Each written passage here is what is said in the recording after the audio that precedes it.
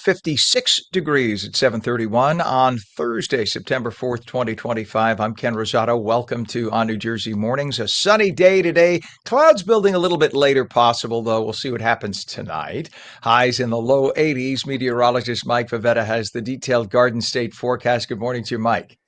Good morning to you, Ken. We've got another beautiful start. School starting for many today, if they didn't start already yesterday. So it's feeling more like a September feeling, especially with all of that cool weather around. Temperatures holding the 50s across New Jersey, with a few spots down toward LBI holding in the mid 60s. And with the calm breeze overnight, you see this little yellow outline along the coast back over from Cumberland County and going all the way up through Cape May, Atlantic, Monmouth, and Ocean County. Well, that is a little bit of a breeze that's coming in off of the water because this time of year, water temperatures are so warm. They're warmer than the air temperature inland. So it creates a little bit of that morning dew that you'll notice out and about. As far as temperatures, we're basically where we were yesterday, maybe a few degrees warmer down the shore. And the dew points, or the temperature where the air is saturated, nice and dry up in northern New Jersey, but still feeling comfortably cool down at the shore points. Clear sky this morning, a lovely way to start the day. Lots of sun, meaning lots of sun glare. And as we head into the afternoon, a gusty breeze too that moves in from the south and east, pushing in a little bit more of that warmth. We'll be in the 80s today under mostly sunny skies, maybe a few extra clouds by the afternoon. But then you notice these winds switch direction and start to blow in from the south and west. And that is the front doing its job of really raising humidity over the next few days, pumping in lots more moisture, and also giving us the threat of some thunderstorms later on today. You see it here with the futurecast. Temperatures warm into the mid 80s today, 83 in Flemington, going all the way up into the mid 80s in Newark before dropping back into the 70s. And then, just in time for the second half of the evening rush, or when these thunderstorms move in, they're not expected to be severe, especially look how they lose their intensity. You see all those shades of red and yellow really dissipate just to a light shade of green as it moves through New Jersey later on this evening. So once we get to 10, 11 o'clock tonight, the rain threat is over. It's a quick, brief shower, and then we're back to another round of sunny, warm weather tomorrow with high humidity, temperatures in the mid 80s up and down the coast, with the exception for the immediate shoreline. Beaches will stay a little bit cooler in the low 70s, which is basically that of the water temperature. For Saturday, it looks to be a pretty decent looking day, still breezy, and then we have some clouds on the way for Sunday. So you can see the Saturday evening showers return. This is the front that lingers as it moves very slowly across New Jersey, giving us some wet weather on Sunday morning. And with that light rain throughout Sunday morning, a bit of a gray start. Have to wait till the afternoon Sunday to see that clearing.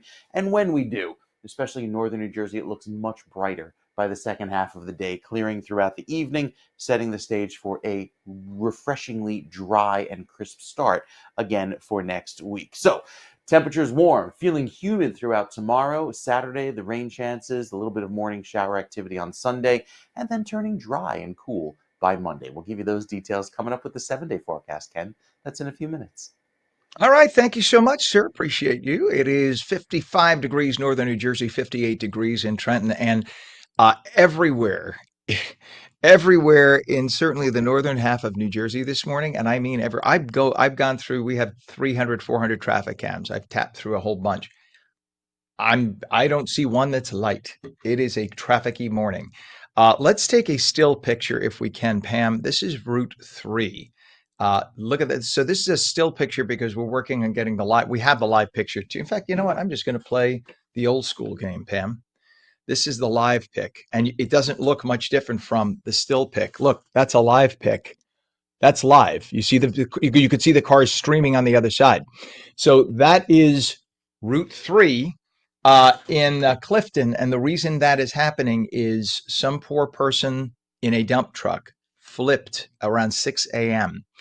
and they shut down every lane of Route 3 eastbound. So everybody headed toward the city from the northern third of New Jersey on Route 3 going toward the Lincoln Tunnel. Everybody's going to be late. That doesn't matter. We worry about the dump truck person, so we keep our fingers crossed and say a prayer for that person. But rightfully so, emergency crews shut down Route 3 at Main Avenue, Clifton. It is shut. If you look at everything behind that, it is bumper to bumper for miles, and understandably so. And it impacted also us. Our studios are in that location, So, but it's not just because of that. We just hope, obviously, for the folks who were injured, and we hope the folks who are going to be late let their bosses know that it's beyond their control. We have another issue too, and we'll give Pam a second to switch it. It's over on the Garden State. Actually, two problems on the Garden State right now. I'm telling you, it's all up and down the northern corridor here. This one that we're looking at now, this is mile marker 150.8 north of the Essex Toll Plaza. And the issue we're having there is a crash on the northbound side, north of exit 157, Route 46 Elmwood Park. And the vehicle's on the left shoulder, but it's causing that. And just before that, there's a disabled vehicle northbound exiting 153, Route 3 in Clifton, partial ramp block, and that is going on to the Route 3 area where we have the incident with the dump truck. We have a problem on the disabled vehicle on the Turnpike Western Spur northbound, north of interchange 15E, 1 and 9 in Newark, with the right lane and shoulder blocked. And I could literally go on for another 20 minutes with just traffic, so I won't do that to you. Just know if you are driving in, you might want to consider mass transit. If you have loved ones who head into the city or anywhere in northern New Jersey to work, please give them a heads up that they are going to be late. This is what happens in the 27, 28 years I've done morning television in New York City at Channel 7, at Channel 5. Here, this month, this time of year, this happens every year because people who normally don't drive to work are now driving to work. Everybody's in a rush, and this is what happens. So lots of extra patience, please, folks. 7:38 is our time right now, and we are exploring new research linking GLP-1 medications like Ozempic and Wegovy, not just to weight loss and diabetes management, but to a potential reduction in cancer risk. There's been an 8-year study, and it's found that these drugs may lower the risk of severely obesity-related, or several, I should say, obesity-related cancers with inflammation, with obesity. There's an increased cancer risk. So the thought is if you reduce the inflammation, you reduce the obesity, you reduce the cancer risk. Joining us to unpack the findings, Dr. Pete Sulack, who's a leading expert in integrative health and wellness, and he'll help us understand what the research means and what questions still remain. Good morning, Dr. Sulack. Good to have you with us. Good morning. Thank you very much for having me. You bet. So Yeah, please let's talk about these are the GLP-1s, right? These semaglutides and whatnot. What is the direct link? Is it because of the reduction in inflammation and obesity, or is it a separate chemical reaction? Do we know? I think when you look at glucose and blood sugar, when you look at inflammation, when you look at insulin, they're all contributing factors in regards to the lower cancer risk for endometrial, ovarian, and brain cancers. You know, as a brain cancer survivor myself, it's very, very promising.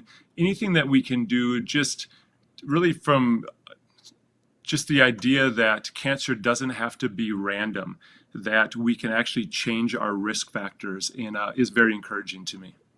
Yeah, I know over the years they've studied certainly glucose and sugars and how sugar feeds tumors and things like that. And also, uh, I know there have been studies about the acidity and alkalinity of the blood, et cetera. So I'm sure all of that was probably taken into Yeah. account. In this case, the cancer risk reduction again, do we think it is directly linked to the weight loss aspect? You understand, or I mean, of course, you understand what I'm talking about. Yeah. To clarify it for us, because I am not a doctor, but I will say this: I used to be 400 pounds, as you were Mm. a brain cancer survivor. God bless you. And I did a gastric bypass surgery, and I am on semaglutide because my blood sugar was a little unstable. It has done wonders to stabilize my blood sugar. So I'm just wondering if there is the effect then of cancer suppression or prevention based on what we found.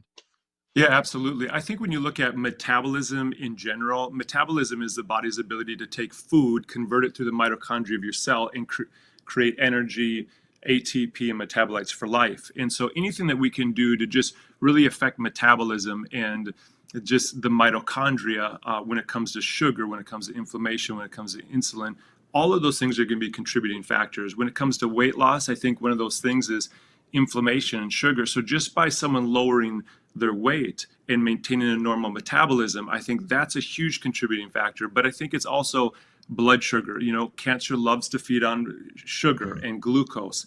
it needs inflammation, it needs insulin. And so all of those are just very just contributing factors, but very promising. This study really, for me, it allows us to know that cancer is not just random. It's not just based on our genes. Like, we can actually play a role in metabolism, in metabolic health, and really our cancer risk. Yeah, I remember seeing a documentary on the toxicity of sugar. And when you look at population food consumption over the centuries and how you can look at the direct spike in death from cancer when you look at the processed foods and the high sugar foods, when population started eating massive amounts of sugar, working less, becoming more sedentary, you could see the direct correlation, right, to spikes in cancer. No, absolutely. And I think that's what people don't realize. I think a lot of people think that food isn't medicine, but food is truly medicine. And it's either going to starve cancer or it's going to fuel it. And we want to do everything we can to establish the terrain of the body in such a way that cancer is just no longer hospitable. And so this study is very, very promising when it comes to GLP-1 drugs. But for me, it's, hey, we are contributors in metabolic health. And I think too, looking at just say, what are the things that we can do to empower ourselves? And for me, my life was on the line. I had a 1% chance to still be alive in 8 months, according to doctors. Wow. And so for me, it was, what am I going to do to establish my diet, my supplementation, detoxification, oxygenation? And then really, for me, it was faith. That's amazing. In fact, there's a veterinarian who I was following a couple of years ago. So I had a dog who had cancer at perfectly healthy, and then all of a sudden developed a Yeah. strange cancer in the middle of his femur. And so this doctor swore in his research, he was a biologist before he became a veterinarian, and he swore that if you give your dog at that point just a sugar-free, low carb diet, that you will starve tumors. We tried it. I think it extended the dog's life. But there's clearly this is something that's coming to light now. So would you advise patients and their oncologists, et cetera, to really give a serious look into as you're talking about diet, cutting out sugars, especially if there's any detection of cancer cells? I mean, what do they have to lose to cut out sugars from their diet? And then potentially incorporating GLP drugs into any potential cancer treatment. I think the biggest thing for me is, for diabetes, for weight and so forth, GLP-1s are great. I think obviously we're seeing the new studies when it comes to cancer. I think for me, knowing that every medication will have a side effect, if you look at some of the things that are coming out on the thyroid, on the gallbladder, on the pancreas, on even kidney cancer, I think for me, if we can just establish the terrain of the body and lower glucose and really begin to personalize our diet, supplementation, cancer is so adaptable. So if it's not going to go after glucose, it's going to try to go after glutamine. But there's certain things that we can do just naturally to really just establish the terrain of our body and make cancer really no longer hospitable to the environment that we live in. Amen to that. We could do hours on this, doctor. Please promise me you can come back on it, because we need more time to talk about this. This is just not I would enough be time. honored to. Yeah, Please, thank thank you you very so much. much. He is a leading expert in integrative health and wellness, Dr. Pete Sulack. Thank you for joining us today. Brilliant. And that says it all. And God bless him for kicking. Imagine he only had a 1% chance of survival, and he kicked brain cancer. May you live 100 years, sir. It is 56 degrees now, 7:45. When we come back, becoming a contestant on Jeopardy is hard enough, but becoming a winner, it's a whole other level. And we're going to speak with somebody who achieved that status. Mostly sunny today, a few clouds this afternoon, highs in the low 80s. Meteorologist Mike Pavetta, though, comes back and says maybe some showers later. Full Garden State forecast up ahead. You're watching On New Jersey Mornings, back in 30.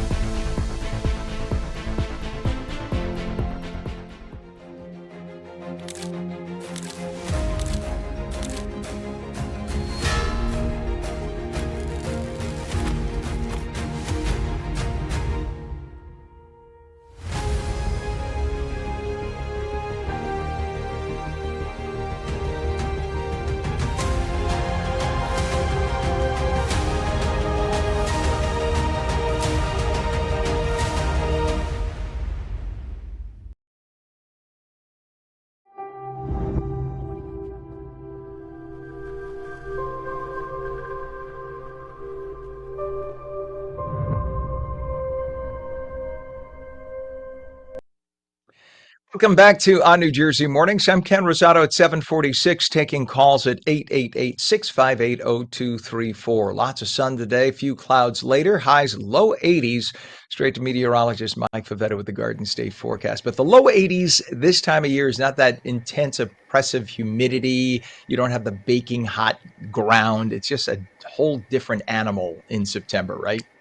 It's true, and you only get 1 or 2 days here and there. It's not this prolonged stretch where the heat carries over into the night and then the next day. So, yeah, it'll feel a little warmer, I think, by this afternoon, especially tomorrow with more sun and humidity. But then it all gets wiped away by some cooler weather for Saturday night, and Sunday will feel quite chilly.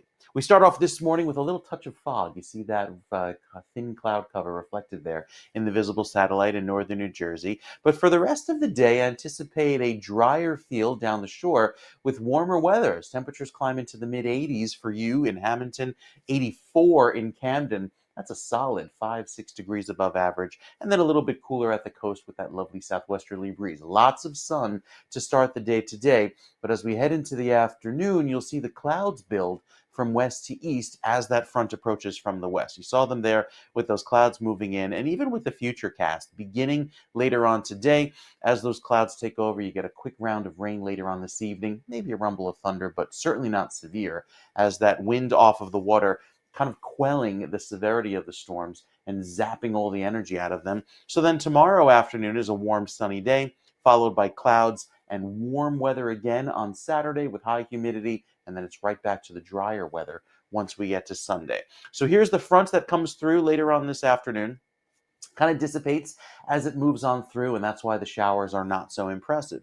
Tomorrow's a beautiful day with lots of sunshine. Saturday, a bit more cloud cover, and with that storm that comes overhead for Saturday, that's our low pressure system, just giving us a little bit more of that rain energy into later Saturday night. It lingers into Sunday morning. That's why Sunday morning will look a little gray and cloudy, but then we're back to clear sky come Sunday, and Sunday afternoon brings back a drier feel. And it's that dry weather that sets up a beautiful forecast ahead, especially for next week. Once we get beyond the muggy weather, the foggy conditions, the rain, the humidity, and temperatures above average, next week, that is quintessential September. It's like copy paste. That's it. Control C, Control V for Sunday, Monday, Tuesday, Wednesday, 74 and sunny and dry right through the beginning of next week. Looking beautiful across the state and feeling like fall. We'll start to see the leaves change color already. Very pretty. And even for Sunday afternoon down the shore, it might still have a little bit of cloud cover at the beaches.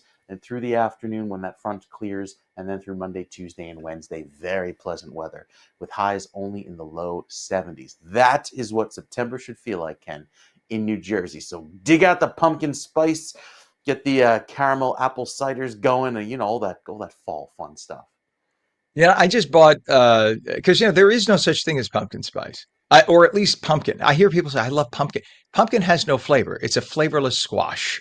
But we add what nutmeg, cinnamon, whatnot, a clove. Right. That's pumpkin spice. But the I was going to say the animal of the pumpkin itself, the vegetable, has no flavor. So when you look at a pumpkin and you associate those scents and those, Mm-hmm. it's all up here, right? It's Mm-hmm. bite into a Maybe they pumpkin and should see if it call tastes it like they pumpkin should call it spice. pumpkin plus spice because that makes sense, right? Pumpkin as a superfood, feed it to Rocco, feed it to our dog. It does Right. wonders for him. Yeah, it's great. It's a little, it's Loaded in like almost like fiber. a thickening agent, sure. And then you have the spice that goes on with it. So it's more of a texture, a mouth feel, if you will, and then the spice.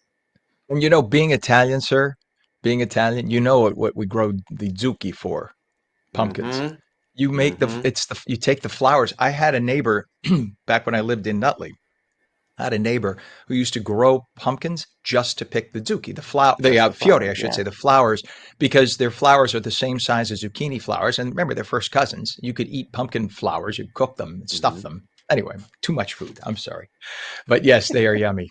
Thank you. And no, they don't taste like pumpkin. Pumpkin flowers do not taste like pumpkin or whatever. They just taste like flowers. It's flavorless. You you shove cheese and egg in there and it's delicious.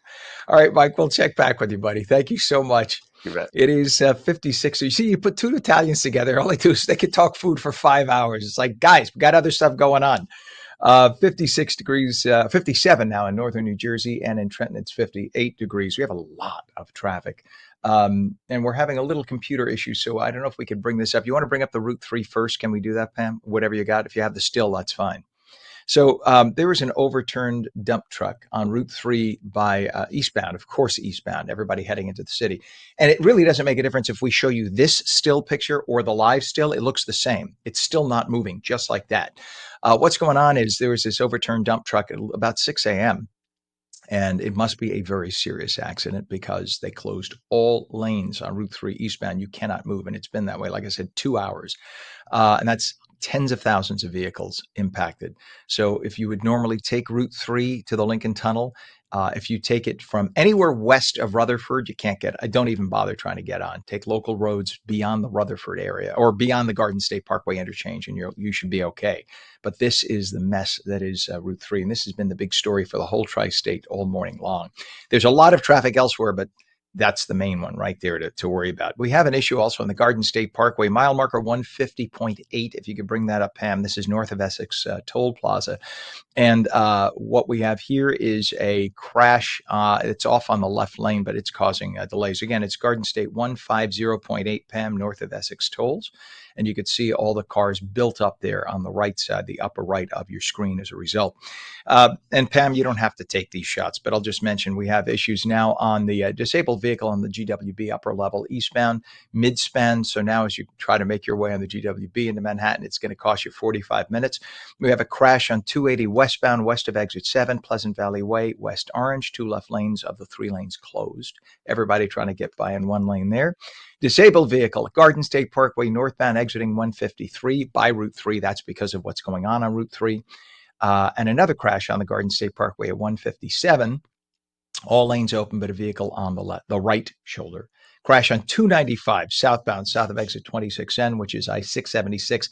That's down by Belmar as you make your way into the Philly area, right shoulder closed.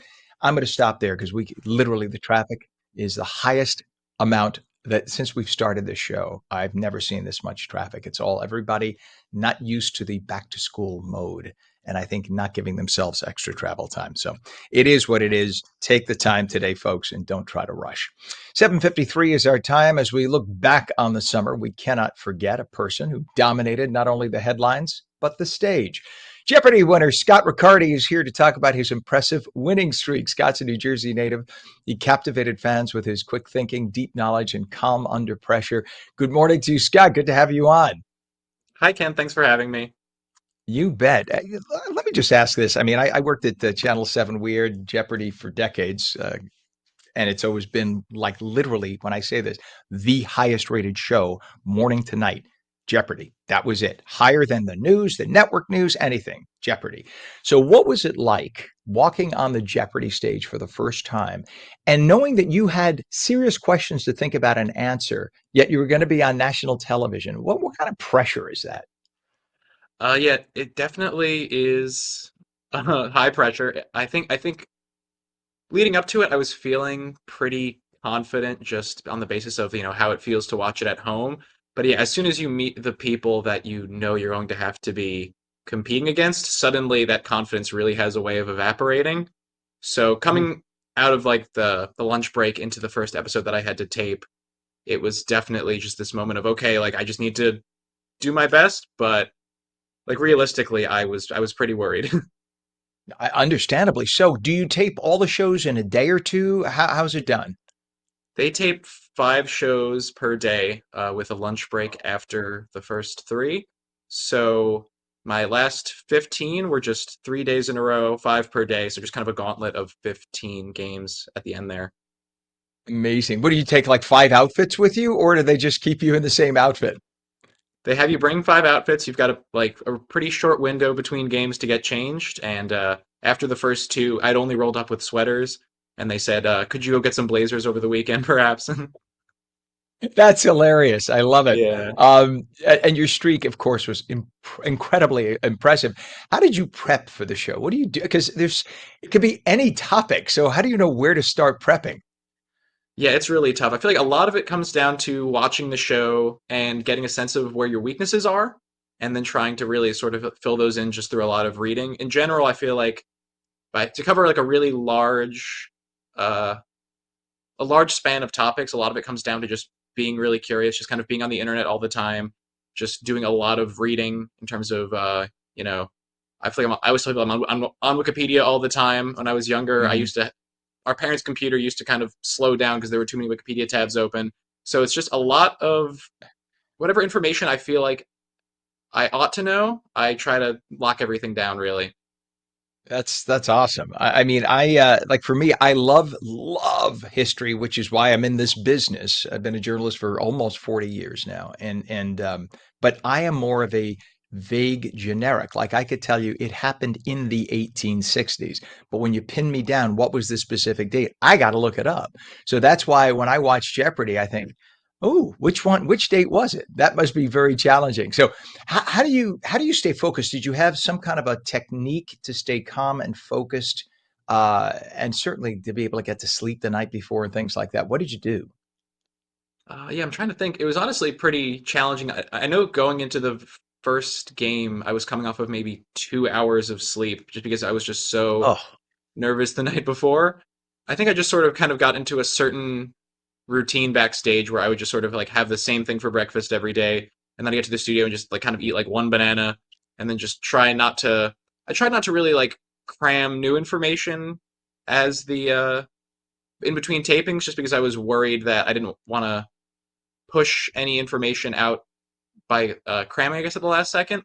I think when I got on stage, though, it really just became a matter of having a lot of confidence, and then really when it comes to the clues, I mostly needed to ground myself in terms of buzzer timing because I know when people get nervous, they will start to come in too early on the buzzer because they feel like they're too late. But a lot of times people are just too early and they're getting locked out. So I would really spend with each clue about half of the time focusing on the content of the clue, and then pretty much the entire second half of the time just thinking about exactly when I needed to buzz in. yeah, because I mean, that's why it is a game, right? There's a technique. Everybody may have the answer, but then the game part kicks in. Who gets the buzzer at the right time? So, what has been the most surprising part of your Jeopardy experience? Whether was it stuff behind the scenes, interacting with the other contestants? I mean, when you sit down and you see the other contestants, you think to yourself, "I'm going to be kicking your butt on stage a little bit," or do you know? I mean, do they have like a room full of contestants? How does that work when you first sit down? Yeah, so when you sit down, you meet all the other contestants right away. The first day, there's a kind of an interesting sort of air of mystery where you don't know which one of them is the returning champion because everything Ah, is months delayed. So, like, whoever's on TV isn't hopefully the current champion. If they are, that's extra scary. But you show up not really knowing who the champion is. And then, as the episodes are taping, you are watching them in real time with the remaining contestants. So, there's sort of a feeling where you are gauging just how much everyone else knows, which because we've all qualified for the show is always going to be a lot, no matter who it is. So yeah, it is very interesting to spend that much time with the contestants. You really get to like the taping day group for you gets to be this little like social circle. I'm still in touch with some of them. that's cool. How far in advance is the taping? Or I guess it varies depending on the season, the time in the season. But was it about 6 to 8 weeks? Yeah, that sounds about right. I think in the earlier parts of the season it's more of a month, and then as they get to the end of the season, which is where mine was, it was fully 2 weeks. No, sorry, not 2 weeks, 2 months out. So I was taping back in May, and it ended up airing in early July. So you're Yeah, just kind of sitting on that secret for a while. that makes sense. And you can't tell anybody what status you had, right? You could just say, "Yeah, it was on." You'll see. That's all you could say, Yeah, right? so you just got to tell them to That's tune in. amazing. I had 8 people in the studio audience for me on for the first two games, so like they at least knew that. But then beyond those first two games, only one was able to stick around and see all 16 wins. So everybody else just had to be like, I hope he Wow. kept winning, but we really don't know. What was the total amount you got? Are you allowed to say? Games, games are like cash winnings. Whichever, both. Yeah, it was 16 wins for $455,000. Wow. You have great plans with that money? I have, a lot of hopefully responsible plans, but also I've been telling people, I would like to buy a marimba, that musical instrument. And you could do that, my friend. One last question: do they have you coming back? Do you know if you're coming back on the Tournament of Champions, or is that? I'm assuming you must. Yeah, I will be back for the Tournament of Champions. The date for taping and for airing both haven't been set, so I'm still just it's as much of a mystery to me as to everybody else right now. There you go. Well, please come back. We'd love to hear before and after, and we want to root for you. We're so proud of you. Jeopardy winner Scott Riccardi, we're living vicariously through you as a New Jersey man. We appreciate you. Thank you for joining us this morning and congratulations on your wins. And that just proves good smarts will get you there. Good for you, Scott. Congrats. Thanks so much for having me. Thank you for coming on. Have a great day. Wow. So when was the last time you got to talk to a Jeopardy person, right? A winner. That is fantastic. It is 8:02 right now. We have a temperature 56 degrees in northern New Jersey. It's 58 in Trenton and it's 59 in Vineland. When we come back, the American Dream Mall in East Rutherford is at the center of a legal battle over Bergen County's longstanding blue laws. We're going to have the latest about that, and we'll take your calls. 888-658-0234. Sunny today. A few clouds in the afternoon, high low 80s. You're watching on New Jersey Mornings. We're back in 30.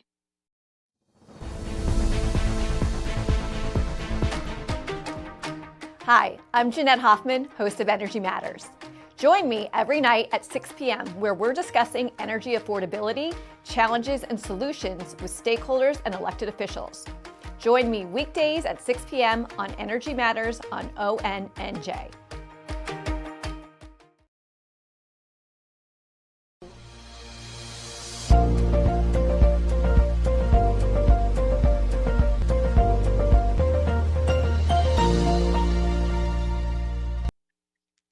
8:03. Good morning to you. Thursday, September 4th, 2025. Welcome back to On New Jersey Mornings. I'm Ken Rosato. We'll take calls at 888-658-0234. Straight to meteorologist Mike Favetta with an awfully nice Garden State forecast. Good morning, sir.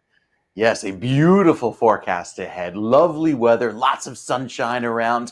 Now that means sun glare, so sunglasses are important today, especially with the sun angle very low in the sky, happening with sunset a little bit earlier. But this evening, I don't think you'll have an issue with sunset and sun glare due to the rain that comes in just in time for this evening's commute. We'll get to that part of the forecast just a bit. Temperatures begin right now in the upper 50s and low 60s, starting off about 2 to 4 degrees warmer than yesterday in some locations, but it's still dry. And there's that crispness to the air with that cool feel as dew points remain quite low in the 50s. That's comfortable, and we'll keep it that way at least through today. Tomorrow, it becomes a bit more humid, and I'll show you why in a sec. With that southeasterly breeze pushing in wind off of the water, that'll start to warm things up along the beaches and especially inland as those winds work in from the south and east through today. Then, with the front passing through this evening, typically, that would drop our temperatures. Not the case today. It actually brings in the wind from the south and west, only adding to the more humid feel into the day tomorrow, allowing for a warmer but sunnier Friday. So it's like a little throwback to summer with the temperatures in the mid 80s tomorrow. We'll likely make it into the mid 80s in western sections of the state, but along the coast, you'll find highs only climb into the mid 70s at best. Then this evening, around dinner time, say 5, 6 o'clock, the storms begin to arrive from the west and then they dissipate as they move from west to east, likely giving some showers to the entire state, but really not much intensity and maybe only lasting for an hour or two at best. So not a whole lot of rain. We're still in that drought in northern New Jersey, still in a rainfall deficit. Need a good soaking to occur in order to get out of it, but until then, we're going to stay quite dry because we're back to sunshine tomorrow with temperatures climbing again back into the mid 80s with higher humidity. Saturday starts off pleasant, and it's a mix of sun and clouds on Saturday. It actually looks like a beautiful day for the beaches on Saturday. Look at Tom's River, 89 degrees, even north and west. If you do an apple picking, pumpkin picking with the kids, it's that season. You'll enjoy plenty of fall-like weather. I think Sunday morning, we'll have some clouds around and with some showers present due to the next front kind of taking its time to clear New Jersey. Look at how we're socked in with the rain through most of Sunday morning. Yeah, it looks pretty wet, and I think stays that way until later Sunday afternoon when finally the front sweeps through, clears out the clouds by Sunday night, and we're back into the 40s and 50s starting off Monday morning. So the first full week back to school next week really feels like fall with that chilly start to the morning and warm sunshine each afternoon. Until then, it's warm and humid with a chance of showers today and again on Saturday. Sunday morning looks a little gray, but it's our day of transition and we clear out for a beautiful week next week. We'll tell you all about it with the 7-day forecast, Ken. It's coming up in a few minutes. All right. Thank you very much, sir. It is 58 degrees northern New Jersey. We have 58 also now in Trenton. In terms of traffic, we have a lot. We still have that problem on Route 3 in Clifton by Main Avenue, overturned dump truck. That's been there for about little over 2 hours now, closing all the lanes of traffic eastbound. So do not take Route 3. If you are anywhere from actually even beyond that, this is a still picture of it to give you an idea. It has not changed right now. I'm looking at it. I see the same box truck that's in the right lane, for instance, in my view, the live view that I have. It hasn't moved. Nothing has moved. So they're trying to get people off through a parking lot to exit through. But we're talking about 4 or 5 miles of delays from the Clifton area all the way west to Route 46. It's just an absolute mess right now. And so you're going to have this right through the Garden State Parkway interchange with Route 3. And then beyond that, it's just volume. And that's also not good. So that's just a mess. Try to avoid that if at all possible. We have a crash on 280 westbound, west of exit 7, Pleasant Valley Way, West Orange. 2 of the 3 lanes are closed on that. So that's miles of delays right there, about 2 miles. We have a crash on the Garden State Parkway northbound, north of exit 157, which is Route 46 in Elmwood Park. By the way, you notice the connection here. Anything connecting 46-3 and the Garden State, there's a ripple effect. So because of what's happening on Route 3, it's causing traffic backups for everybody on the adjacent highways trying to get off to get to Route 3. So anything that has the connection to Route 3, I'm looking at my traffic list, all traffic. So even if it's not Route 3 directly if you take the Garden State and there's an exit to get you to Route 3 or Route 46, that's going to be backed up. And it's right down the line. Over to the Jersey Turnpike, we have a disabled vehicle on the Jersey Turnpike Western Spur, northbound north of interchange 15E, 1 and 9 in Newark. That's volume. And the right lane and shoulder are blocked now because of that. We have an overturned, let's see, no, that's the dump truck I told you about. We have delays now at the Lincoln Tunnel, the Center Tunnel eastbound, Jersey side. All lanes are open, but travel time is now 30 minutes going into the Lincoln Tunnel. Holland also 30. And the GWB upper and lower levels making your way in. You could see right there, it's about 35 minutes on the upper level on the right. It's 40 lower level on the left to make your way into Manhattan that way. So just overall, a rather horrible time in terms of traffic. It is not the best of days. Pam, just to give you an idea, I'm going to take the 7 o'clock reads right now until we get our caller. It is now 8:09, and a wildfire that has been dubbed the Buck-a-Bear wildfire is burning through Passaic County. And it's consuming about 120 acres, and this is happening in West Milford Township. So as of last night, New Jersey's Forest Fire Service reports the fire is about 30% contained. It's not unusual this time of year because things do get a little dry. They're working on this, thankfully. Right now, 30% contained, no evacuations ordered, no structures threatened. Fire crews are on the scene. The Clinton Road area is closed to aid efforts, so they don't want you there so they can get the fire crews in. Residents with breathing issues are told to stay indoors, keep your windows closed because of all the heavy smoke, and the cause of the fire remains under investigation. There was tragedy that struck in Ocean County. A 39-year-old man drowned while swimming near New York Avenue in La Valette. Police responded to distress calls just before noon on Tuesday. Rescuers pulled the man from the water, tried to resuscitate him, but he was sadly pronounced dead at the hospital. Right now, they are investigating the incident. A 78-year-old Colombian national faces charges of aggravated arson and criminal mischief after allegedly setting fire to 3 marked police vehicles in a Hackensack municipal lot. This happened over the Labor Day weekend. The incident happened Saturday night on Trinity Place near the Bergen County Islamic Center. Authorities say Jaime McNelly Sr. or it could be Jamie, Jaime, could be Jaime or Jamie, poured an accelerant on the vehicles, some kind of fuel, gas or something, before igniting them and then running. No injuries reported. The vehicles did have a lot of damage, though. McNelly was arrested Tuesday, is being held at Bergen County Jail awaiting his court appearance. Governor Phil Murphy announced nearly $11 million in opioid settlement funds will support addiction treatment for the uninsured, peer counseling, and recovery programs for pregnant and postpartum women. That is a very good thing. The state's advisory council prioritized these services to address wait lists and prevent closures. The funding includes $4.3 million for community-based treatment, $1.1 million for maternal recovery programs. New Jersey expects over $1.1 billion from opioid settlements over the next 20 years. 8:11 right now, and Garfield's Mayor Everett Garnto, a Democrat, switching to the Republican Party, and he will endorse Jack Ciattarelli for governor. Garnto was elected to the council in 2024. He leads Bergen County's fifth largest municipality, which narrowly supported Trump in 2024. He joins other Democratic officials, like the mayor of Dover, James Dodd, in backing Ciattarelli. The move shakes up local politics as the gubernatorial race heats up, because what we have in New Jersey is consistent Democrats running literally everything. Vast majority in the Assembly, Democrat. Vast majority in the state Senate. The governorship. Every major city has a mayor who is a Democrat in New Jersey, and on it goes. So just so you know, it's interesting to see some people switching sides. They must know something that we don't. 8:12 is our time right now, and let us go to the interview that we were scheduled to do here, if we can. Give me 1 second as I switch things around. The American dream in East Rutherford is now the center of a legal battle over Bergen County's longstanding blue laws, which restrict Sunday retail operations. And you have to go back a little bit and understand why. When things were being set up in that area, Rutherford, East Rutherford, the section of land where the stadium is has its own commission and sort of its own set of rules. They're allowed to sell things at the stadium on weekends, on Sundays.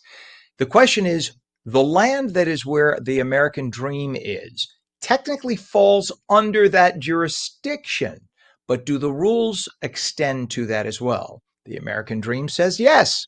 We have that subset of rules. The rest of Rutherford, East Rutherford, says no. When they decided to allow additional strip malls to be built, the idea was to keep them shut Sundays so people can get to church and families could have family day. So therein lies the setup, okay? Joining us this morning to break it all down is Carl Gould, a global business authority and the founder of 7 Stage Advisors based in Butler, New Jersey. Good morning to you, Carl. Good to have you on.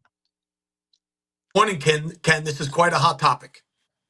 And so I kind of nail it with that, right? So the idea is where the American dream is. It falls within Bergen County, so you'd say, okay, there are Bergen County blue laws, but it falls in a subset, a piece of property that is a state set aside, right? That is like MetLife Stadium is on that, and don't they have their own rules within that set aside? Yeah, and they're what's called a closed system. So while blue laws were set up for traffic and other religious purposes in the past, you can make the argument that the American Dream Mall does not necessarily fall under those same set of circumstances. And that So is it's a very exactly gray where we area. are. Right. So we're Yeah. now arguing, does it technically fall under the MetLife jurisdiction or does it not? And I forget what the name of that jurisdiction is. There is a name for it. I should have prepped it. I'm sorry. So now at this point, is this in court right now? Is this is in the lawsuit, right? There is a lawsuit that's been filed, and they are arguing the point now. I think what the bigger issue is going to become is that the American Dream Mall has been fraught with financial challenges from the beginning, Hmm. and what the American Dream Mall is going to say, they're going to say to some degree, they're going to say, look, blue laws, green laws, whatever color you want to give them, the survival of this property relies on us being able to conduct business on a major shopping day. We're not Chick-fil-A, and we need Sunday to survive. So I think that's what it's going to come down to in the end, is the survival of the property, which is not a foregone conclusion. Right. I mean, I remember, this has been decades in the making. This went through 3 owners, I Yeah. believe, right? And I've been following it because Yeah. I worked as a news anchor in Manhattan and lived in New Jersey and literally passed it every day from when they broke ground to when they finally opened up, with that awful rusted color they used to have that we all said, what the hell were they thinking with the paint, that red, rusty, nasty color? They finally Oh, changed it. And American yeah. Dream looks gorgeous. It really looks like a world-class destination now. Um, and I'm conflicted about this too. I get both sides. You can't listen. This is one of the largest malls in America. This is what, number 2 or 3, I believe, in the United States. It brings in hundreds of millions of dollars in taxes to the state, to the county.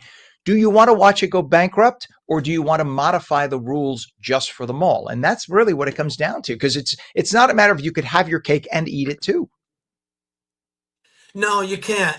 And what the bigger issue here, Ken, is that the question is, are we going to sacrifice the American Dream Mall to protect the smaller malls in other towns in Bergen County, Mhm. i.e., Paramus and others, that would have to remain closed? That's the bigger question, because the when the blue laws came into effect, it was mostly for religious and family reasons. And the culture of Bergen County has evolved over time. Now, my heart says, hey, we should have a family day. I mean, can't we just go shopping on a Monday? But the reality is that the purchase habits of the, the constituents of the county, they shop on Sunday. They, Right. as much as the law is in place, we still go shopping on that day. And so yes, it's in Bergen County, but it's on the outer fringe of Bergen County. It's not in it's not in Franklin Lakes. No. It's not on one of the county roads. It's right up to New York City on a highly traveled highway anyway. So I think they're going to have a real issue here. This is going to in Bergen County, what and other counties, they have sent the enforcement of blue laws to the city level, and they have eased and relaxed blue laws over time throughout the county. And that's one of the challenges I think that the county's going to have in enforcing this, is because they've been relaxed, not lax, but relaxed in other areas. Yeah, I'm with you. Look, I was a Catholic priest. You could still go to church, your 1 hour of church in the morning, and you have 23 hours of the day left. So look, reality is what it is. And it's not like in Judaism where My you mom have to goes honor the Saturday at Sabbath. 5, Ken. Right, there My you mom go. goes Saturday at 5. That's the way to do it. God bless mom. There we go. I sent a little blessing through the TV.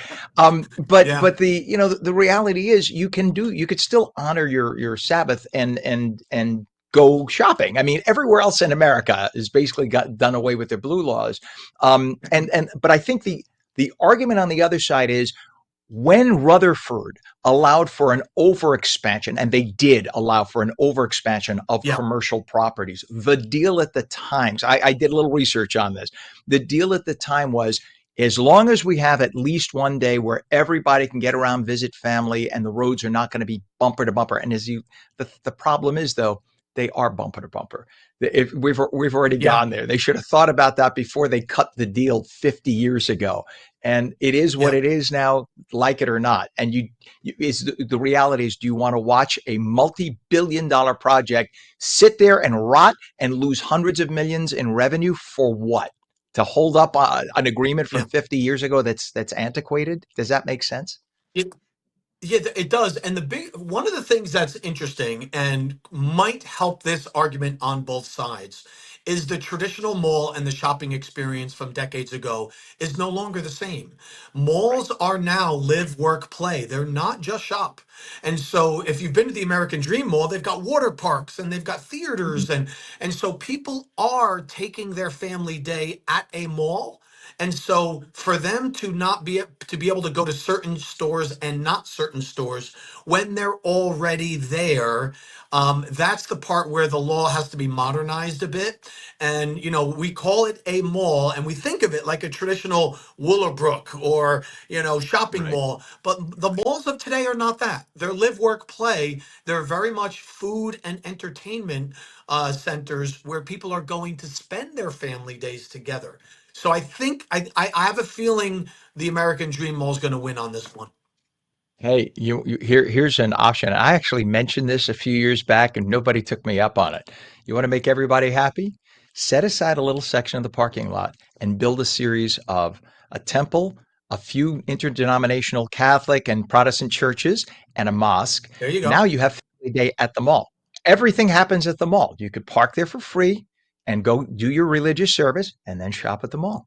Why not? And it's a Yeah. tax deduction for the mall to do that because it would be, religious set asides. How about that? And everyone looked at me like I was crazy. I'm like, listen, in this era, because you have people coming back to faith in America, don't be Yeah. surprised. Somebody will take me up on that. And townships have been doing this for years. When they allow industrial or commercial properties, they oftentimes require those developers to put in a park or a dog park or a kids area and things that would enrich the community. I love the idea. It's a common practice already, and it's something that could really enrich the community. So I'm all for it. There you go. You and I copyright that right now. We need to get a cut of the money on it. It is amazing. We'll see. But I'm with you. I mean, there's just no way. People standing on their principle. It's gonna result in thousands of jobs lost. A giant corporation that does New Jersey proud. It's a beautiful, beautiful mall. I know they don't like to Yeah, it's call it a stunning. mall Yeah. because it's a destination center. It's stunning.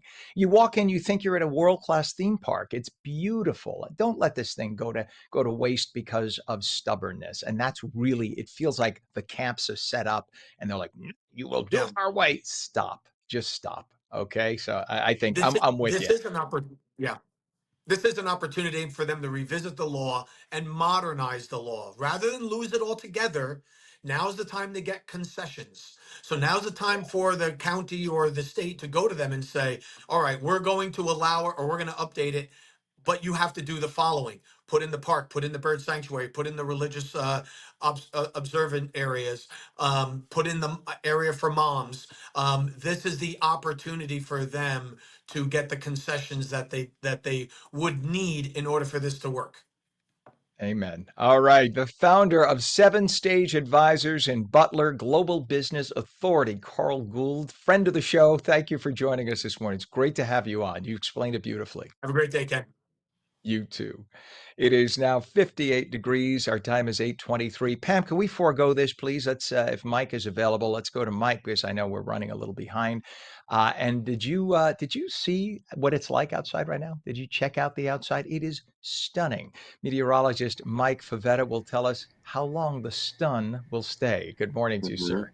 Good morning to you, Ken. We've got a beautiful day ahead. Later on this evening is when the clouds return with some showers, maybe some thunderstorms west of New Jersey as those storms cross the Delaware, really losing their punch when they travel eastward. But we start off this morning nice and dry, very pleasant, and temperatures hold in the mid 80s today west of the Parkway. If you find yourself along the coast, you'll enjoy the mid and upper 70s. So a beautiful day all around with lots of sun. Again, the sun really fades behind the clouds much later on in the afternoon. It's going to take a while for that front to arrive. So there it is, drawn in the clouds. This is the front that will provide the showers and storms today. Notice it hasn't even crossed into Pennsylvania yet. So we've got a while before we see that rain here in New Jersey. And it, again, dissipates by the time it reaches most of the state. So we'll just get a few rounds of wet weather later on this evening into tonight and then clearing for tomorrow morning. But what is left is much more humid weather. This morning we started with the dew points in the 40s. Tomorrow we start with dew points in the upper 60s. That is humid, even for September standards, up to 70 over in Cape May. That's like a summertime humidity feel. And it stays very warm and muggy throughout the day on Saturday. Once we get to Saturday night, that's where the air starts to dry. You see that color go from the dark shade of green to a lighter yellow. That's the drier weather moving in and taking over for the day on Saturday. And when it does, it'll feel much more pleasant. All of that moisture and all the cloud cover will be out to sea for Monday. So we're back to a dry start with sunshine. That crisp autumn feel will be in the air throughout Monday into Tuesday. And then by Wednesday, could have some clouds as the system works offshore. But other than that, it feels much more comfortable and like September should, at least average September, going into the start of next week.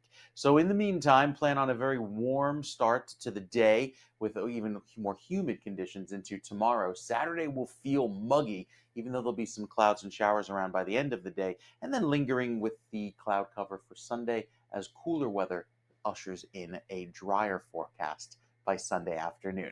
We'll tell you more about next week's gorgeous weather coming up on the 7-day forecast, Ken. That's in a few minutes. All right. Thank you so much, sir. And we appreciate that. It is 57 degrees, really a crisp, beautiful morning. If you're home, and you're just walking around. If you have to go to work and you're driving anywhere, good Lord, I'm going to show you. This is what I look at. And we don't have to zoom in, but just an idea. You see this over here? You see all the colors red there? Right. Usually when I do a traffic report with you, one or two red dots show up. There are 16 right now. Each one represents an accident, crash, major problem, causing major problems on roadways. That's what we have right now. This is not atypical for back to school and work, but it's a lot all at once. So just to run down a few of them, we have a crash on 280 westbound west of exit 7, which is Pleasant Valley Way, West Orange, 2 left lanes closed. We have a crash on 76 west of 1B, which is 295 in Gloucester City. The right shoulder is closed. Crash on the Turnpike, inner roadway, northbound south of interchange 13, which is the Goethals Bridge exit in Linden with the left lane blocked. We have a disabled vehicle on the Turnpike inner roadway northbound north of interchange 13A by Newark Airport, 1 and 9 in Elizabeth. All lanes are open. Vehicles being moved to the left shoulder, but that's causing massive delays as that's being done.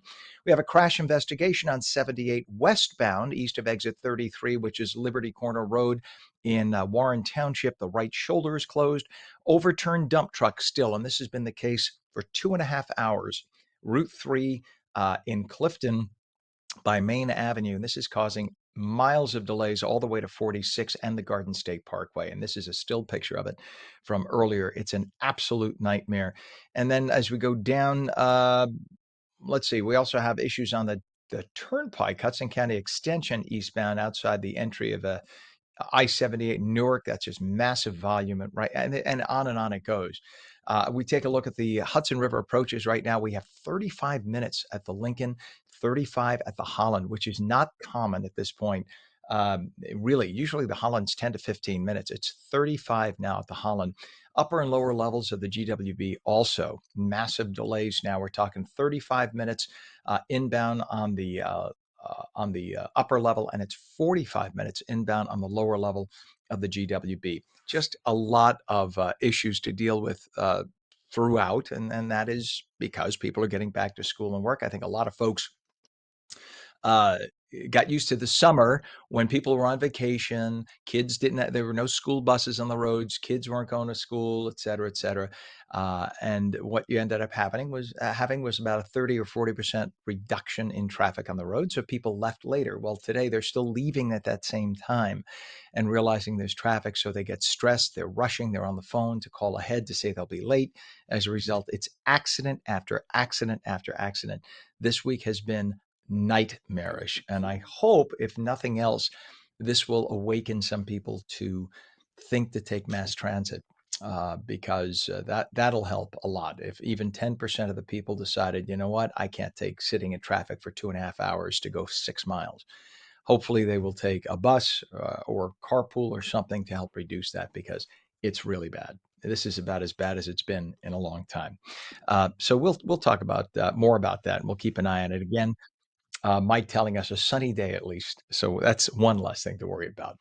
8:29 is our time. As routines shift and schedules get busier, it is the perfect time to focus on maintaining your well-being, especially when it comes to our metabolic health. Joining us this morning is Dr. Luigi Gratton, who's Vice President in the Office of Health and Wellness at Herbalife, to help us understand what metabolic health really means and how it impacts everything from energy to mood and what we can do to support it all year long. Doc, good morning to you. Hey, good morning, Ken. Thanks for having me. Nice to see you. Nice to see you. Let's start off. Explain to us what metabolic health is and why it's such an important issue in terms of overall well-being. Yeah, Ken, thanks for the question. I think a lot of people are, it's trending quite a bit in the media, metabolic health. Whereas when I was in medical school, no one talked about this 25 years ago. But it's basically how efficiently we use our food as energy. So if you're having, lean cuts of red meat, balanced nutrition, hydration, you're exercising, getting good sleep, then you're probably doing really well with your metabolic health. If I'm having cheeseburgers, breakfast, lunch, dinner, pizza in between with lots of soda, not a good sign for your metabolic health because you're taking in a lot of calories, but it's not efficient. So it's basically putting the right type of fuel in your car, if you will. That's the analogy. And I could feel my telomeres on my on a microscopic level and beyond. I could feel them shrinking as you talk about eating cheeseburgers all day. Um, Now, That's right. this, of course, impacts you more as you age. As I mentioned, telomeres. For those who don't realize, that's in your chromosomes. The ends of the chromosomes are called the telomeres, and they shrink naturally as we age, right? So, why is it so important to worry more about the metabolic health once you get into your 30s, 40s, and 50s? Can you slow down, if you will, the aging process a little bit if you eat and exercise properly? Yeah, that's a great question, Ken. And the answer is yes. That's the good news is you can totally slow it down. The bad news is it's inevitable. After the age of 25, really at the age of 25, we've hit our peak bone, our peak muscle mass, and things start to, in a very insidious way, kind of drop. So you lose a little bit of muscle, 25 to about 40, 50. As we go through the change of life, I'm 55, then it starts to accelerate up until 70. Now you can fight that by eating well, exercising and challenging that muscle tissue. And when you've got more lean muscle mass, then you've got more activities of daily living. You can go to the bank, you can go to church, you can go wherever, drop your kids off, whatever you need to do every day, it keeps you more functional. And that's a good thing. And you don't look 55 at all. So clearly, you're a very good example of what good living can do. I'm 58, and really, I've changed in the last 15 to 20 years. I was 360 pounds. I've lost half of my body weight, and I exercise, and I am a fanatic about what I eat now. And it's a night and day difference Fantastic. in terms of. I used to wake up and need to go back to sleep. That isn't the case anymore. It's People incredible. also Good for you. seasonally, I know.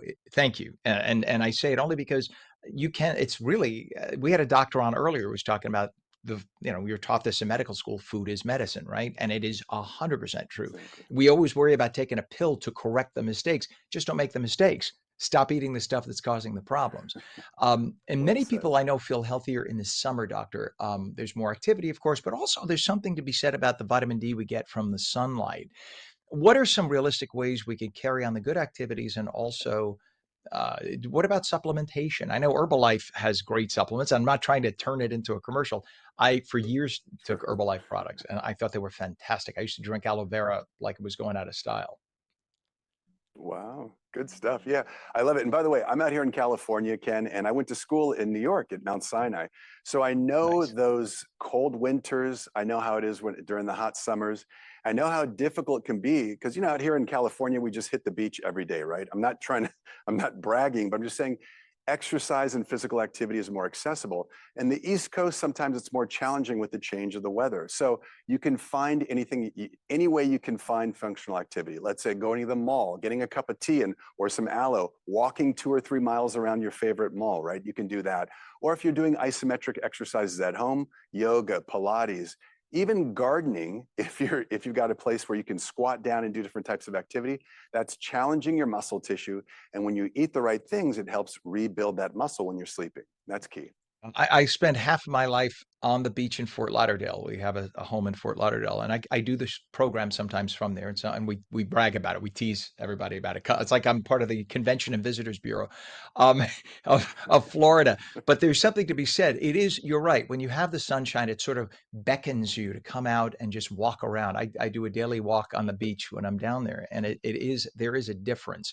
And I know that that is essential, right? Start with your food, start with your exercise, even if it's just walking.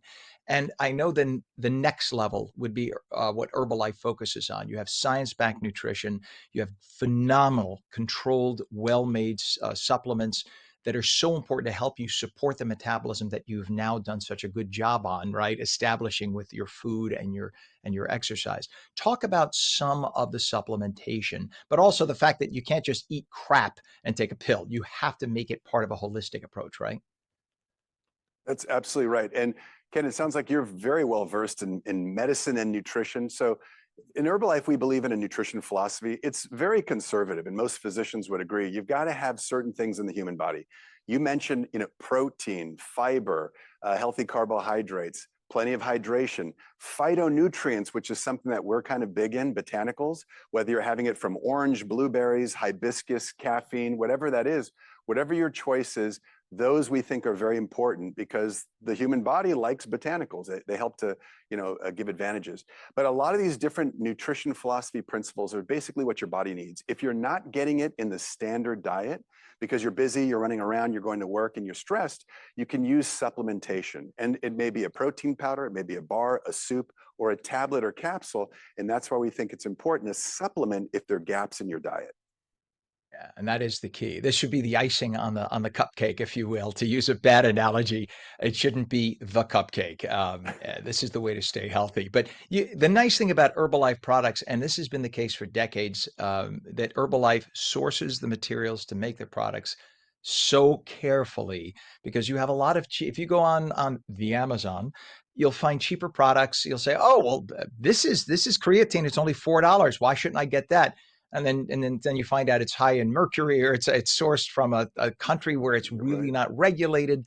Herbalife has a name. You're worried about the name maintaining a certain level of quality, and you always have maintained that quality, and that's why you want to source from a place like Herbalife, et cetera. So if I'm just starting to think about my metabolic health, if I've lived unhealthfully for years, what change can we make immediately that would make an impact, a lasting one today, sir?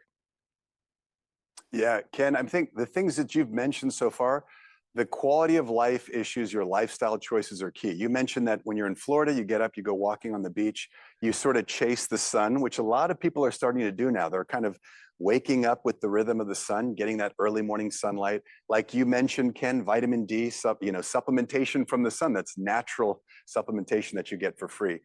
All those things, taking advantage of your environment. And I know the East Coast can be challenging, but that's key.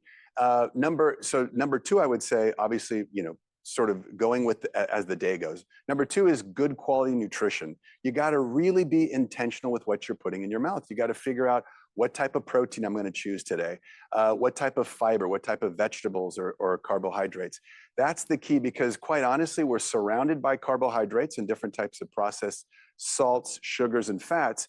And you have to navigate your day kind of figuring out how you avoid some of those things. So being intentional with your diet. And then, of course, stress. We're just now starting to talk about stress in medicine and nutrition. And we run throughout the day and we don't realize how stressed we are. And sometimes you got to lower those stress levels, take a moment to breathe, think about being intentional with that, making sure you get good sleep. So I think going with the day as you started out walking on the beach, choosing good nutrition and making sure you're getting good rest and relaxation and sleep is key. That's a great way to start. And then, of course, if you want to supplement with some botanicals, whatever choice you want to do, that's good because it's going to help support the body. Amen. Well, you know what? By the way, anyone who's wondering, one of the greatest things, one of the first products I ever tried with Herbalife was your aloe vera, and drinking it. I drink aloe vera.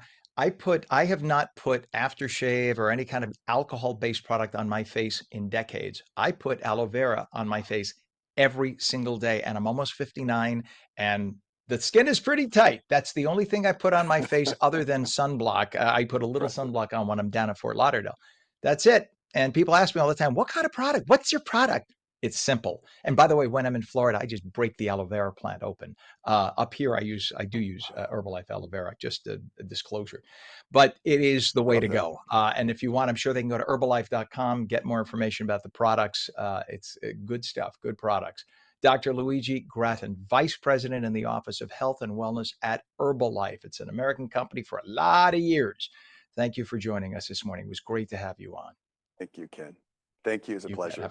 Take good And care. be healthy. May you live to be 150. God bless him. He doesn't look 55. He looks like he's about 35. 8:39 right now. Let's forego break if we can, Pam, because of our time. And let's see if Mike is available, meteorologist Mike Favetta, who has the full Garden State forecast. And it is a beautiful morning, sir. Yes, it is, Ken. It is a beautiful morning. We start our day very pretty, and it looks fantastic through this afternoon. Now that the sun has been up for a while, we can start to see some of those thin clouds working through the valleys there in northwestern New Jersey, through western Morris County, even over in Warren County, and up through Sussex County. A pretty way to start the day. The rest of the state nice and clear, and it will stay that way until later on this afternoon. That's when the front approaches, brings in some clouds and some showers later on this evening. But during the daylight hours, we're good. And it looks like to be a beautiful day down towards the shore as temperatures climb into the upper 70s, a lovely breeze setting up, a bit gusty at times. I think by this afternoon, those winds will start to pick up to about 25 miles an hour west of the parkway. We'll climb into the mid 80s today. That's actually above average. We should only be 79 for the average high for today. And with that pleasant weather settling in for this afternoon, looks great. Nice way to start off the Thursday before our next weekend. Notice by the afternoon, as those clouds move in, we get a few showers and storms. Nothing severe, just a quick round of wet weather. And then we are back to a warm day tomorrow. Highs climb into the mid 80s with mostly sunny skies as that southwesterly breeze takes over and pushes in some clouds. So the new update from the weather computer has a little bit of afternoon thunderstorm activity for Saturday. This was always the case. I think we'd have a little bit more in the way of rain by later on in the day, and that's the front cooling us down into later Saturday evening, bringing back some drier, cooler weather throughout the day on Sunday. So notice the front dissipates throughout the afternoon tonight and into tonight. Then we start off Saturday with cloudy conditions. There's our rain that comes in for Saturday evening, but it doesn't quite clear until the afternoon. We are left Sunday morning with some clouds and some showers. Have to wait till Sunday evening to see that clearing, and that's the dry weather with the high pressure coming in from the west that brings in a beautiful transition to some sunnier, drier conditions to start off next week. So the 7-day forecast looks beautiful beginning Monday. I think it's going to be pretty warm and muggy over the next several days with the rain chances, not just today, but also again on Saturday. Sunday morning has some light showers as well, especially in northern New Jersey. And then Sunday night into Monday, look at that clearing. Temperatures hold in the low 70s as a high. That's below average for a change. And bringing temperatures in the morning into the 50s. There will be some 40s popping up in northern New Jersey to start off next week. It's a big change from the 80s this weekend into this afternoon after a pretty wet period with some drizzly conditions even for Sunday morning down the shore. Next week, all clear, all quiet, a beautiful way to start off next week. So very pleasant weather, Ken. Feeling like fall should with that crispness to the air in just a few more days.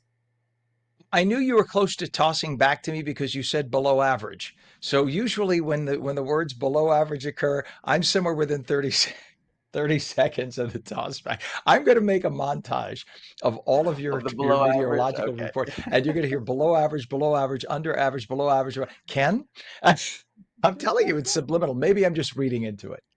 Maybe I'm just insecure. I love it.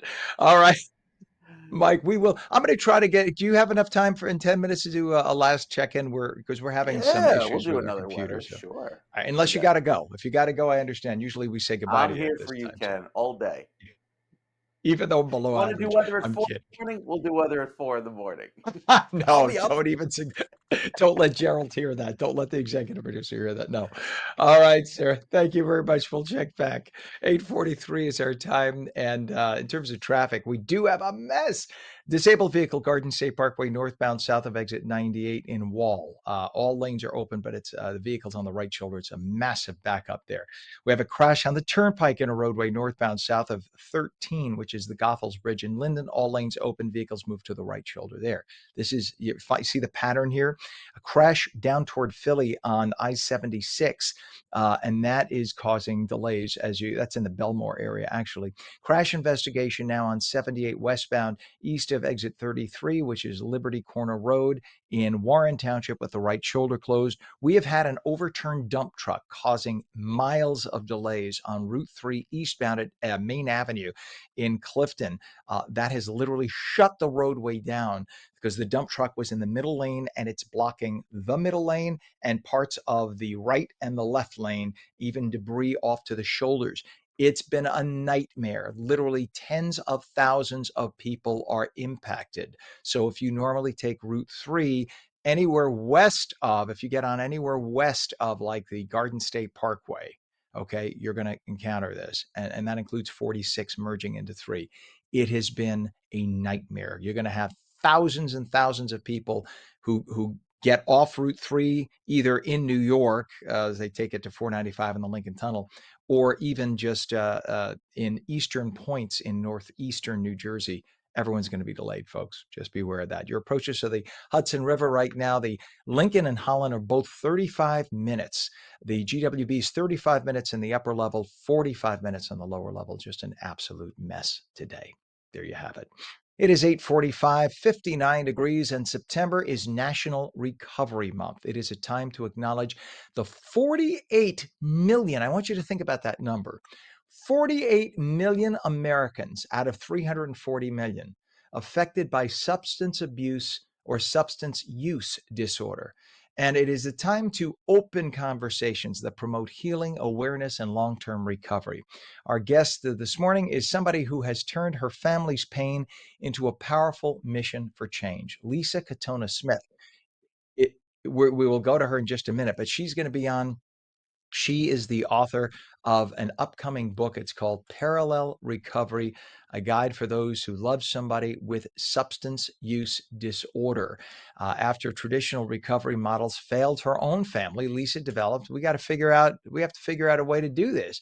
Everybody knows somebody who is at some stage of dependency on a chemical, whether it be a drug, whether it be alcohol, or even in some cases, certain bad lifestyle choices, whether it be people who go from partner to partner, people who can't determine the proper relationship status. There are all sorts of addictions people have, even computer addiction, pornography addiction, and these things occur. It's not just the traditional, back in the day, we just thought of alcohol addiction and somebody would be drinking alcohol and that was their addiction.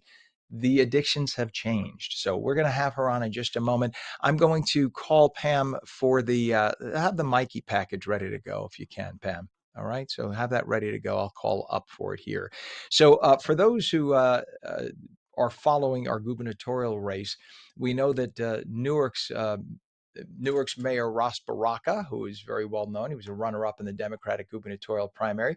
He has now endorsed Congresswoman Mikey Sherrill on the Democrat side for governor. On New Jersey's Sean Thrunk was at Zion Hill Baptist Church for the announcement, where Baraka highlighted policy differences with Sherrill, but stressed unity. I know that the only way we lose this race in New Jersey is if Democrats don't vote in New Jersey. Essex County Democrats joined at the Zion Hill Baptist Church in Newark to endorse Democrat gubernatorial candidate Mikey Sherrill. This is not going to be an easy election. We need to work together to making sure that Mikey gets elected. And let's make sure that we march to November 4th with victory in New Jersey that's going to put a firewall up against the tyranny in Washington. I'm here endorsing the Congresswoman for the governor of the state of New Jersey. Newark Mayor Ras Baraka ran in the Democratic primary alongside 5 other candidates. He came in second, right behind Mikey Sherrill. And I'm encouraging people all over the state of New Jersey, those who came out for me, those who knocked on doors for me, those who were committed to this campaign, to be committed to this one. And I pledge this today. I pledge to support the Congresswoman so she can become the governor. I pledge to get out here and fight and organize so that she can become the governor. And I pledge that when she is the governor, that she will not see the last of me.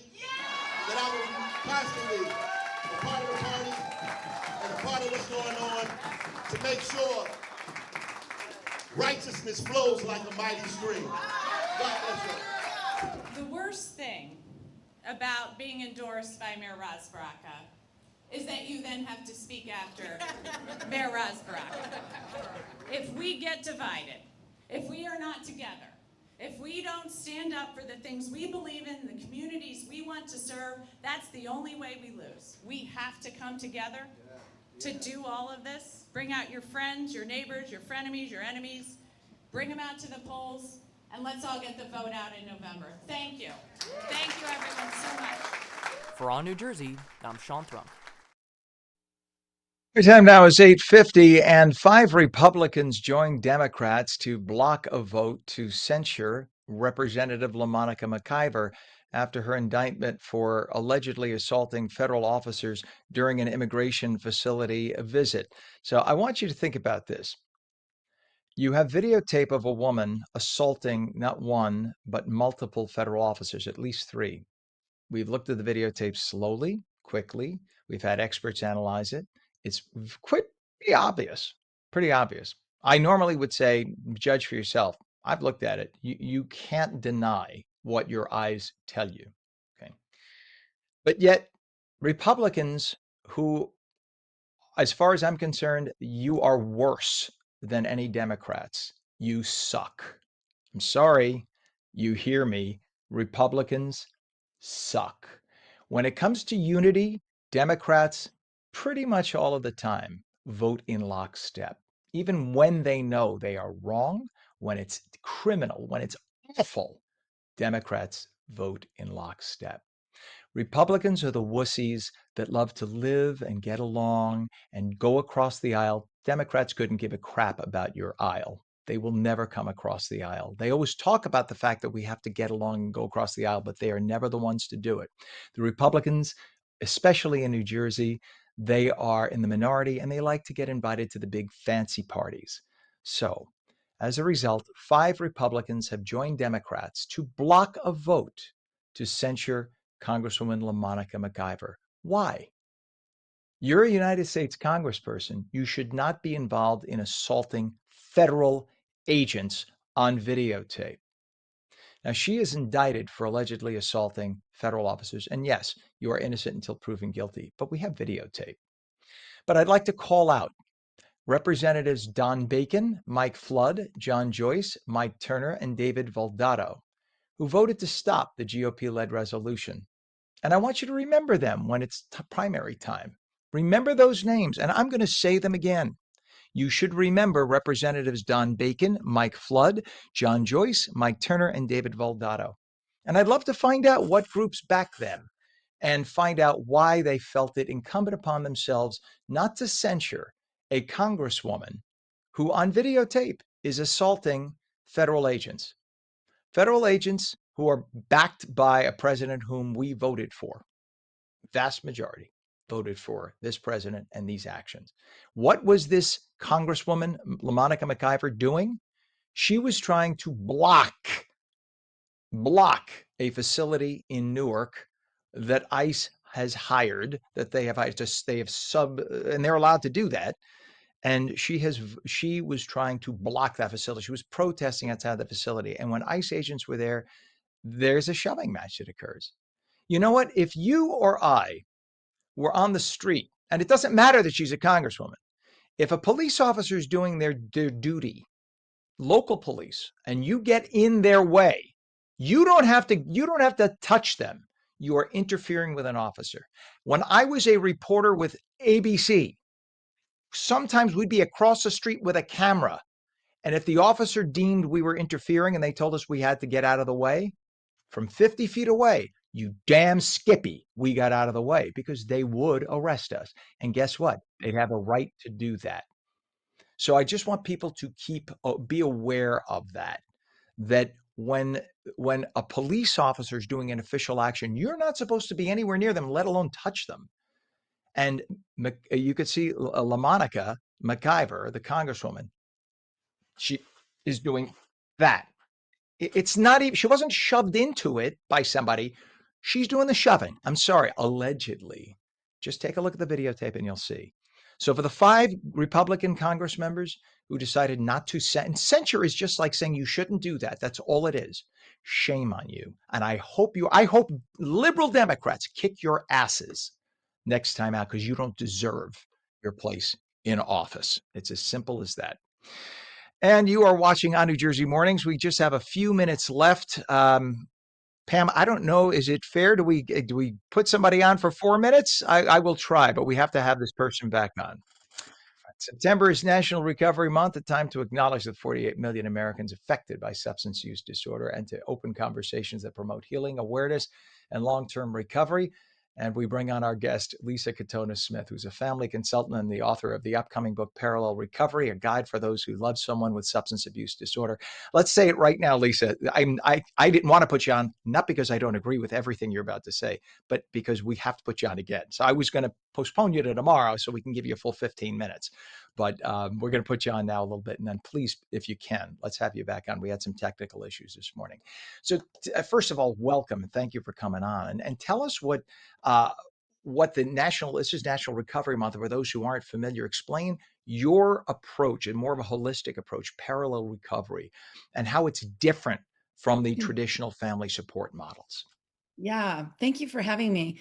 Um, right. So I've created a movement to really empower families to be a part of the process of recovery and to empower them to create sustainability in their lives, loving someone who's challenging and connecting to that person so that they create influence to empower them to want to do better for themselves. All right. So now, and that's the overall. Here's the reality, right? You come home and somebody's drunk day in and day out, and you are presented with your loved one. What do I do in that case? So I'm trying to, in the short time we have, what do you recommend to somebody who is dealing with a loved one who just either won't or can't change their addiction? Yeah. So a lot of it is just in the communication with that person, right? So when someone is using drugs or alcohol, their brain is hijacked and it appears to be very choice driven. But what we know through the science is that it isn't choice driven. It's a literal hijacking of the limbic system of the brain.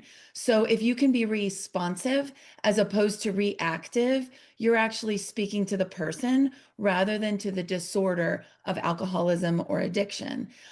So, for example, if you explode in anger, which is completely understandable, that's not going to connect to the person and it's not going to help you either. If instead you can be responsive and say, you know what, hey, look, I am not comfortable being around you when you've been drinking.